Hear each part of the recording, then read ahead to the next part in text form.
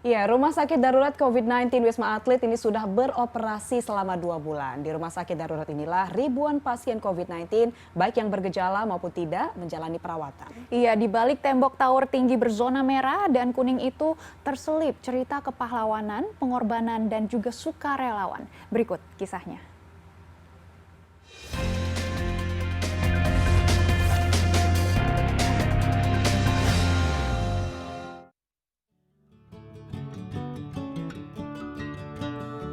Tak lama setelah terlibat dalam 2 operasi observasi, Letnan Kolonel Laut Muhammad Arifin ditugaskan kembali di Rumah Sakit Darurat COVID-19 Wisma Atlet.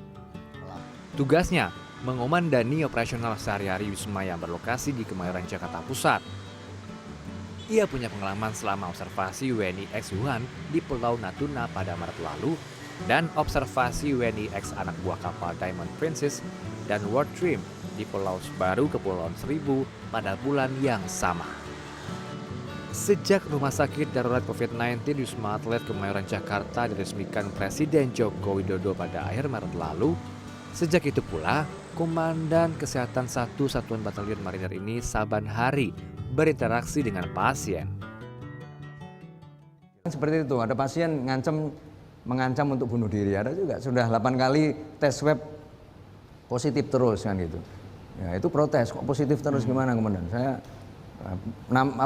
handphone saya itu kan memang saya terbiasa untuk sekalian saya share ke mereka yang tertua dari grup mereka siapa, sehingga ada apapun bisa komunikasi tidak putus.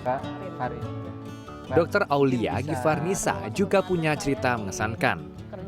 Agustus lalu setelah mendapatkan izin dari orang tua, perempuan asal Sulawesi Selatan ini terbang dari Makassar bergabung menjadi dokter relawan di Rumah Sakit Darurat Wisma Atlet. Aulia menuturkan awalnya ia ditempatkan di bagian perawatan biasa yang setiap hari menangani 50 hingga 60 pasien. 2 bulan kemudian ia pindah ke High Critical Unit. Jumlah pasien yang ditangani lebih sedikit, namun tanggung jawabnya semakin berat. Aulia harus mengurusi pasien bergejala berat dan harus selalu siaga mendampingi dokter konsulen seperti dokter spesialis jantung, dokter anestesi, dan dokter penyakit dalam. Pekerjaan ini ia jalani 8 hingga 9 jam dalam sehari.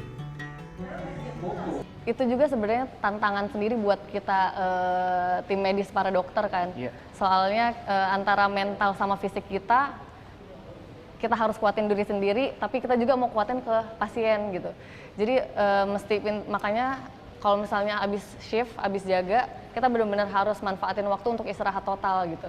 Jadi pas setelah jaga, benar-benar istirahat, jadi pas mulai jaga, mau nggak mau pasti harus fit kan. Di Rumah Sakit Darurat. Sejumlah perawat juga datang dari berbagai daerah demi menjadi relawan. Lia Gustina, perawat asal Lampung ini meninggalkan sementara pekerjaannya di puskesmas karena ingin mendedikasikan diri merawat pasien COVID-19 di Wisma Atlet. Lia mengaku setelah 6 bulan menjadi relawan Rumah Sakit Darurat COVID-19 Wisma Atlet ternyata tak seseram yang dibayangkan. Nah, jadi saya merasa terpanggil aja, saya pengen gimana sih sebenarnya terjun ke sana, apa benar semenakutkan yang diberita. Memang keluarga juga melarang, apalagi saya punya anak kecil 2, suami saya anggota Polri. Jadi emang awalnya juga nggak dapat izin, tapi lama-lama karena tekad saya keras, saya memaksa pengen berangkat. Akhirnya keluarga mengizinkan. Tentu saja ada banyak cerita lain tentang kepahlawanan mereka yang berjibaku menangani pasien COVID-19.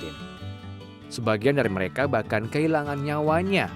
Sudah sepatutnya kita menghargai jasa-jasa mereka dengan tetap patuh dan disiplin terhadap protokol kesehatan. Joni Aswira, Jakarta.